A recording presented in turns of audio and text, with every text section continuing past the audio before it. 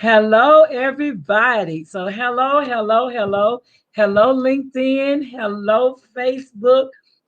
This right here, this is special to me for a number of reasons.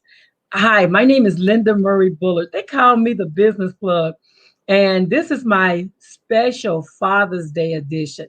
Like Sunday, I didn't come on because I was waiting until he was available in order to do this interview because this interview means so much to me on so many levels.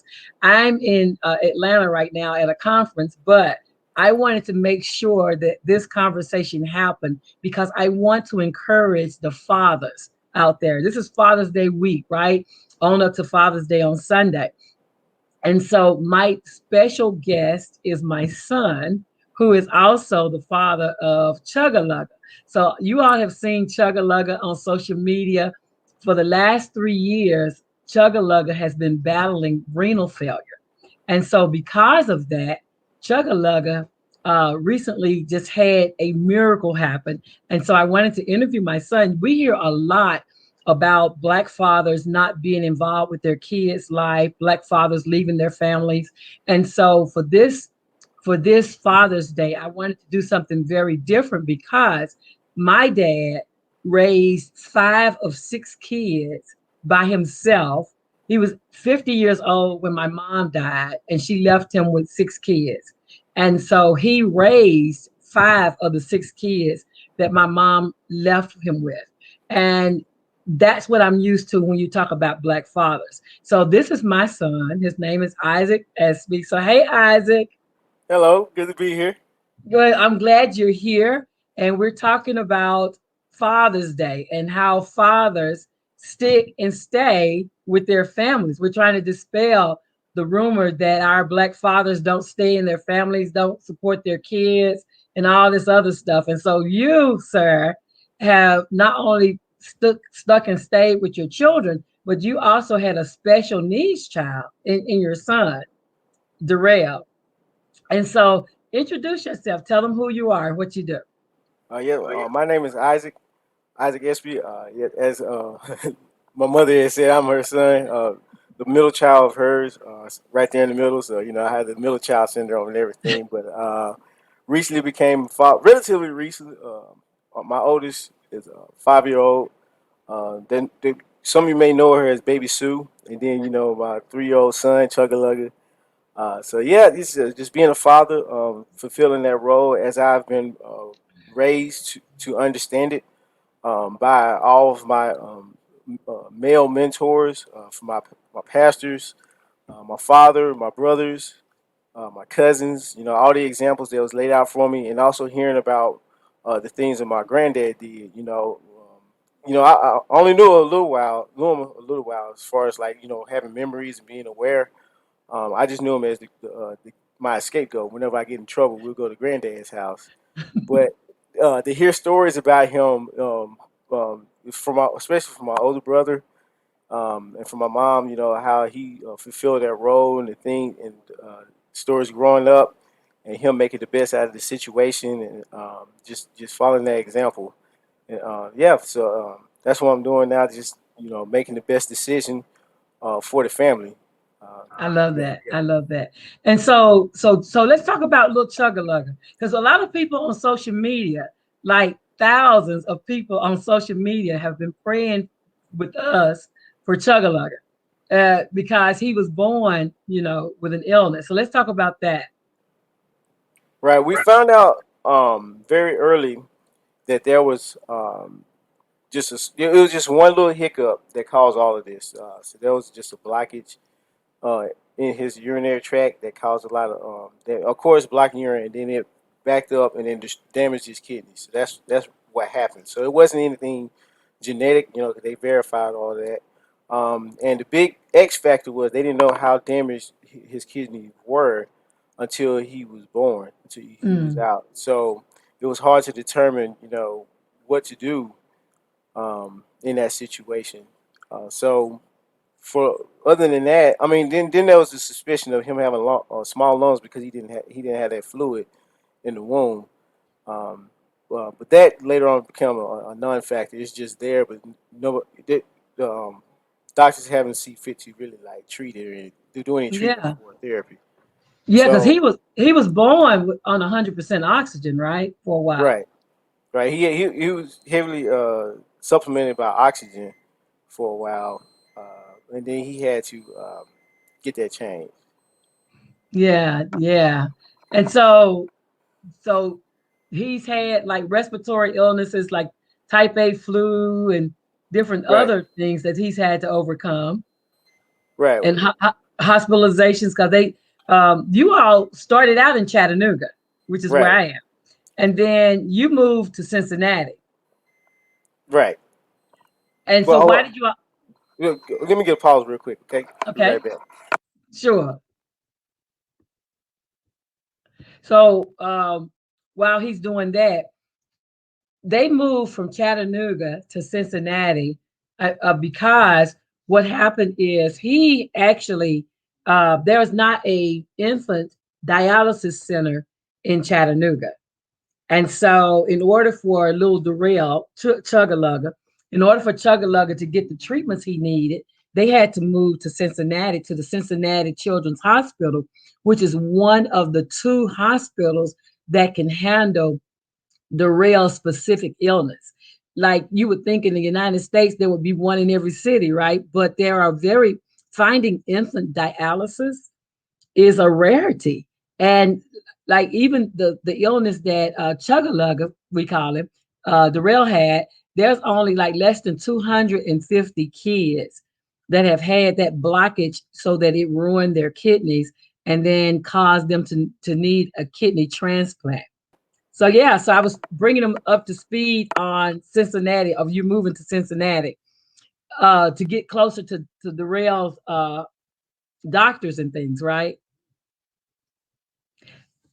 I don't have sound. That's probably my fault. There we Okay, go. now. Yep. Okay, so yeah, so in doing that, then and Darrell's at home, you all. So Darrell got released from the hospital today, like this day. He's been in the hospital. He received a kidney. There he is. Hey, Darrell. Hey, Chugga he's talking. He's talking. He's saying something. Only nobody knows what he's saying. He's saying something. Yeah. But Darrell got out of the hospital today. He's wondering why am I? Why is he picking me up? Why is he putting me in front of this camera? That's what he looks like he's saying. But he got out of the hospital today, and that's why we moved our thing from 7 to 9 because you had to bring him home and get him medicated and do all those things that Right. that he needed to have done. So let's talk about what that's like, the care that you've had to render from that day when he was released from the hospital, like after 50 something days, right? Right. It was 6 weeks. I know Okay. that's the number I got locked in my head. It was 6 weeks. But it started off pretty rough because as soon as he was born, he was here.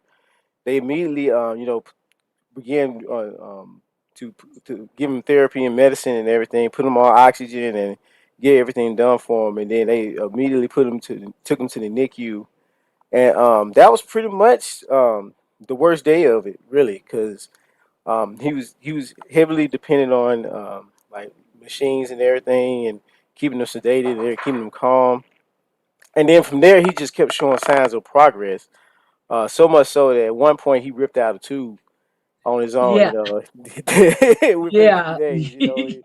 So they had to, change things around. And from there, something will go awry. Like he had too much fluid at one point, and they're like, "Hey, if this doesn't fix on its own, we're gonna have to medicate him or do X, Y, Z for him." And then, the next day it just clears up by on its own. So that's where he Just a got the name miracle. Derail. Because every time they have a plan for him for something, he would just fix it on his own. I don't know. That's just it's part of his how tenacious and stubborn he is. His will to live. Um, and throughout this whole process, because we were there, and we were during the pregnancy. We had doctors from Cincinnati Children's Hospital there. That was kind of overseeing things, and even though Vanderbilt was just 2 hours away, they still recommend we go to Children's. Just check them out because they know for a fact that they have an awesome program. They seen these cases all the time. So we go up there, and it's just a whole different demeanor. They do their testing and everything. Then they had a panel, and then the panel was like, yeah, everything. It don't look catastrophic. We're gonna get when he's here. We're gonna get him on a diet so he can get big enough to accept adult Kenny. We put him on the transplant list, and then he'll have a happy life. After that, it's like, okay, cool. We want to stay near you guys then. Through this process. So that's what was happening at that point. We was taking 6-hour trips to Cincinnati for checkups, Uh-huh. and then something happened.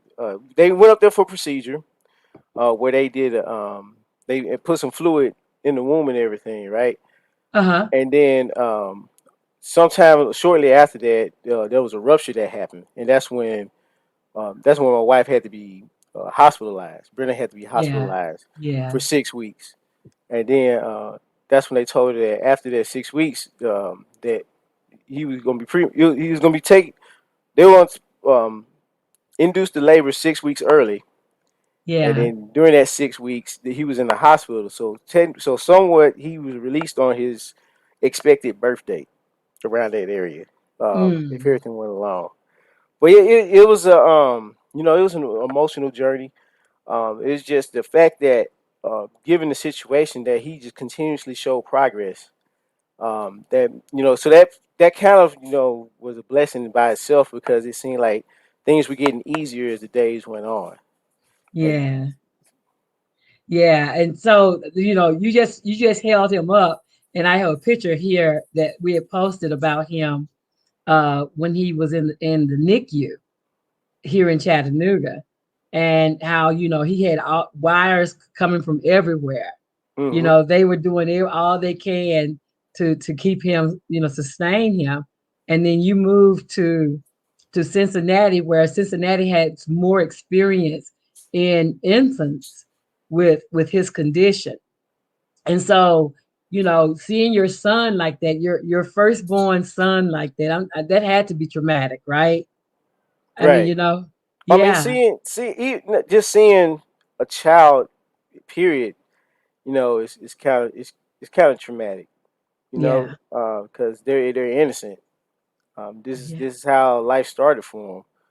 But on the other side, though, we're thinking of it as what if kind of being introspective. Where we're saying what if my life was like that? But to him, that's all he knows.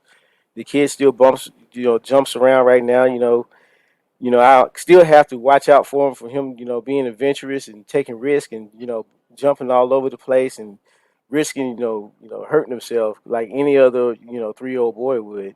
yeah, So it's it's it's it's a mixed. It's an awesome thing to see, and kind of it's humbling at the same time. yeah. I can imagine. I could imagine. And so um you are really actively a part of, because um he had to be catheterized, right? For, Right, like, he's had different stages of. I remember at one point there was a hole that they left open so right, that he could use the bathroom that way. And right, for a while, and you had to do. I mean, he's been through, different little procedures when they find different little things, and they were very attentive to his numbers, making sure his numbers were right. That was a big thing, what he could have and what he couldn't have, what he could do and what he couldn't do.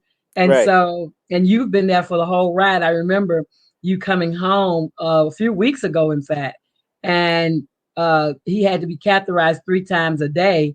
And I remember you just getting him and doing it, and just being actively a part of his care, so that his mom is amazing. She's right, amazing, because, like, she was hospitalized before he was born, because she wasn't producing fluid for him, and so they didn't want her to get infection. So she was hospitalized for 50 something days too, right? right, Like, yeah, so she was hospitalized, and then he comes out and he's hospitalized for a while, and all the while you've been attentive supportive of your family, which, Father's Day, that's what we think of when we think of fathers. And sometimes you guys, y'all don't get your due. We don't honor you the way we should, because you guys are in the trenches with the moms and making sure the children are fine. And if we had more of that, if we saw more of that, maybe this would be a better world, right? Because they would have the influence of both parents. And that's the thing, is this whole special was just to say happy Father's Day to you and your brother and all the men who are fathers. I wanted to do this special broadcast because I wanted them people to see that not all fathers leave. Right. Not our fathers lead. Like, you've been in the trenches and you do the care, and when he has to have something, I got to get him this. He's got to have this medication. He's got to have that medication. He's got to be catheterized. He got to be this. We got to make sure, you know, he's got this diaper over this hole, this gaping in his stomach. And Right. so now that he's had his kidney transplant, as of what day? June 1st. June 1st. Now that June 1st has come and he's been blessed to have his kidney transplant. So now you all are going into even another circle, another chapter of his growth, right? Right.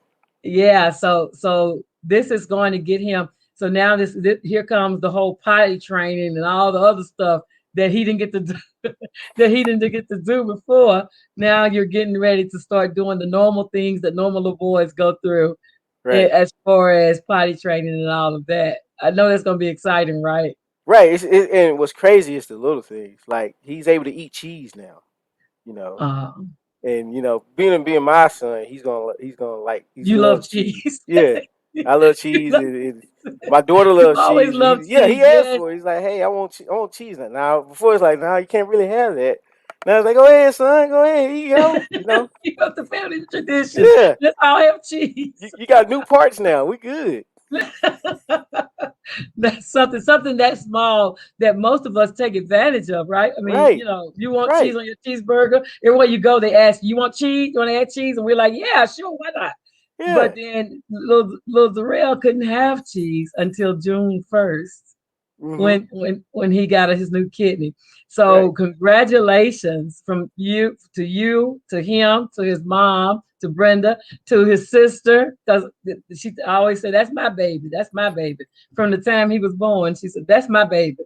But Right. congratulations to you all. And I just wanted to put your family. I know now is okay, now it's time to start paying the piper. And so he's still a part of COTA, right? Right. COTA is Children Organ Transplant Organization Association that Mhm. helps parents like you all with funding their children's care. Like, because for a while his immune system is compromised, so he can't be around people and do a lot of things, can he? Right. For especially with the first 6 weeks after surgery. After the transplant, they advised that he can't even should even go back to daycare. So they're doing he's getting the most like medication at this moment now, to kind of get everything stabilized and make sure uh, all the he has to lower his risk of infection basically. So Mm-hmm. he's getting a lot of medications now to prevent that while he's in still recovering from the surgery and everything, and Mm-hmm. his body is accepting the new the setup that it has now. So I this, love it. yeah, one of the most vulnerable times as well. Because my understanding is as time progresses, he's going to need less medication and less dosage of the medications that he will be on. Even like going forward for the rest of his life, he won't need as much as he's needing right now. So Mm-hmm. there's still some. It's just another chapter, another change. Just like when we were preparing for another change. Actually, we was going to start doing peritoneal dialysis, which was like a light form of Yeah. dialysis at home, and we was preparing for that. And we was just saying, this is just the next step. Just like when we had to do the capping thing, that was the next step. When we had the vesicostomy, we had the hole in his pelvis. That was a change. It was just stages, things just progressing along as you go on the journey, to give him the best chance possible for success. So this just it's just one of those things. After a while, that's what you get comfortable with, is that there is no comfort, that Mm, things will change, and mm, it's a constantly changing thing. That's a good thing because it's progressing at the same time. So or if it goes worse, you're more prepared for it. If things happen, just like when we had this, the third time's a charm.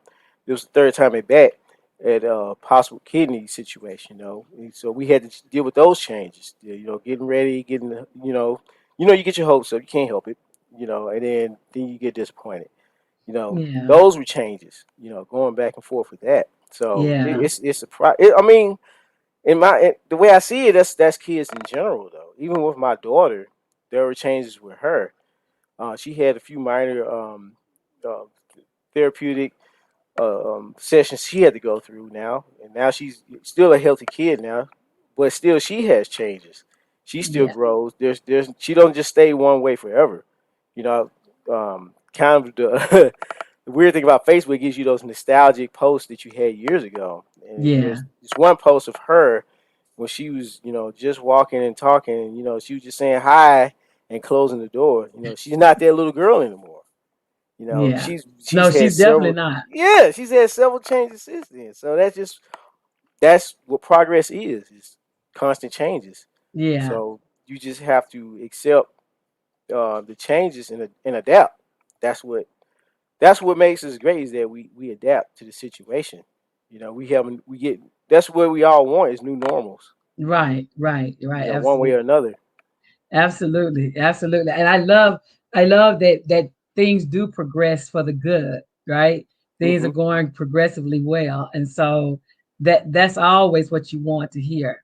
And so I won't hold you overly long because I know you have to get back to him. I know he's probably ready to play. So, but if you were to leave some advice to another young father whose kids need special care, what would you say to them? I say, make the decision. Make the now what I mean by that is the internal identity decision. I ran across, just stumbling around, learning things online, stumbled across one concept that after 26, our brain no longer accepts like core changes to our personality. At that point, it only takes trauma to a traumatic event for us to make a change in who we are as far as our identity. Once we identify a certain way, our behaviors are then that's where our internal change really takes place, is when we change our identity. So when you accept the fact that this is your identity, you're like me. I'm a father of a child with end stage renal disease. You know, then then it don't become it's just less resistance. Is all I can say. Like you said, I just woke up. It's my routine now to wake up. I'm not a morning person. My mom can tell you that. I hate waking up before 10 o'clock. I hate it. Like it's just not me. But when that alarm goes off at 5:30 in the morning, it's like autonomous. Like I get up, I come in here, I set everything up to give him his morning meds and get his day started, and then get my day started right after that. It's just part of who I am. It's second nature because that's Mm, my identity. It's part of who I am, and mm, so being a father, that's our first child. That's a traumatic event emotionally. I understand, for women it's different, but for men, especially responsible men, it's a traumatic event. You feel this like tsunami of responsibility hitting you at once, and so at that point you make a decision. I didn't know it at the time, but I made an identity decision that I'm gonna be the father to my daughter. I'm gonna be a father. Period. I'm gonna be a father. Then the next traumatic thing happened was finding out my diagnosis for my son, and that was another identity decision I made for him, that I was going to be a father to a child with his condition, and I was going to do what's best for him to get him the best quality of life possible. So that's mm. just what it's about. Just every day waking up, making sure he has the highest quality of life possible. I love that. So that's really what it takes as far as internally for men, and at the same time externally we have to have an environment that um, encourages that behavior. So when we have systems out here that are weaponized against responsible, duty bound men, and trashing them, that's abuse of the system. And so Mm, we have to be careful of that as well, because a lot of that we know that's going on. We know there's people out there that are abusing the system, and that can cause widespread trauma to a community, no matter where you are. So people have to make long term decisions, um, and not just go for the short term game, or be selfish. Because I want referring again, I was listening to this millionaire one time live in front of my face, sitting in the stage with him, listening to him. He's saying that his priority is God, family, business, and so that seemed to work for him very well. So that's kind of like how I go about my decisions. So, but a lot of people have the different order of how that's prioritized. Some people put their own personal business before their family, if they mm, even have a family. So that, and you can see that you you know you can see the fruits of that priority, how those priorities work out. So mm, we also have to have an environment too. The cliche, it takes a village to raise a child, right? right. I would add to that it also takes a village to maintain an adult. Mm. So if the village does not, have an environment that's conducive to productive adults, then you're gonna have, disintegration. You're gonna have a decline. I like that because what happens is if there's no pull up people in your circle, be it male or female, if there's no one to check you and to tell you when you're wrong, as well as applaud you when you're right, then you tend to have a false sense of bravado that everything you do is okay. And that's just not the case. We're human, we're set to err. So having people that can have honest conversations with you about your priorities, about your responsibilities. Darren, my youngest, your younger brother, talks about all men need another man who can keep him in check, to mentor him, to Hmm. help him make decisions that are tough. And a lot of guys, they don't have that because everybody in their circle is doing exactly what they're doing. So they feel like it's okay. But when you do have another male checking another male, then the outcomes are so much better. Because if you have somebody that will pull your coat and say, dude, this is not it, it kind of brings you to awareness that, oh, wait a minute, I'm out of pocket, I'm out of character. So I think that's a thing too, like the mentorship of a dad. I love that you said you've learned from the men who are in your circle of influence, Right. because that's what yeah, absolutely. Our listener said accountability. Like you need to have somebody that's accountable. All of us need to be accountable to somebody. We like to say that we're this rogue person doing our thing by ourselves, but that's not the way it's supposed to be. We need to be able to be accountable to somebody, you know? Right. We need to all be accountable to somebody. And they need to have, you don't need a yes man corner. When you're wrong, somebody needs to say, dude, you're wrong. And when you're right, again, they need to celebrate that and applaud you for that. That's how we get there. Hello, whoever you are. I can't see you haven't accepted. You're on Facebook. You haven't accepted the so we can't see your name. Yeah, I But see a cousin in there though. okay, okay. Hey there, Louise. But yeah, but we thank you all. But again, we came on with this Father's Day special edition just to talk about, fathers who are sticking by their families and even in special needs situations, right? Hmm. Because those are the stories. Hey, Susan, those are the stories we don't get to hear. We don't get to hear about the positive role models and the guys that are out here accountable. So thank you for your yes. Thank you for coming on your mom's show. Thank you for coming on your mom's show because this is not what you do. But and you're like my most introverted son. And so for you to do this is, I know, way out of your comfort zone. But thank you, because I hope that this broadcast blesses some young father who feels like they're in it by themselves or who's trying to figure it out. I hope this Father's Day that all dads feel loved, honored, and appreciated. And if you haven't said I love you to your father, I hope you'll pick up the phone and do that. Even if there's been misunderstandings and disagreements, we only get one set of parents that are biological. And so we need to definitely, we need to definitely try to make certain that we are honoring our fathers this Father's Day. Right. And So, two things I would like to say is oh, go ahead, by all thanks to means. thanks to my father Melvin Espey, who's my son's namesake. Thank you for always being there. You know, in maximum capacity as always, being an example and pretty much my motivation. My fathership is a tribute to his fathership, what he's done for me. And I then love it. secondly, send all your prayers and positive energy to the family that lost one, so that my son can be blessed. They Yeah, won't tell us much of it because HIPAA laws and everything. But the most I gathered from it, it was a 17-year-old kid. yeah. So please, please, you don't know where your blessings come from, but I definitely don't want to make light of what another family had to sacrifice so that my son can have a better chance at life. There's not enough words I can say about that. That's honorable. That is very honorable. Thank you for that.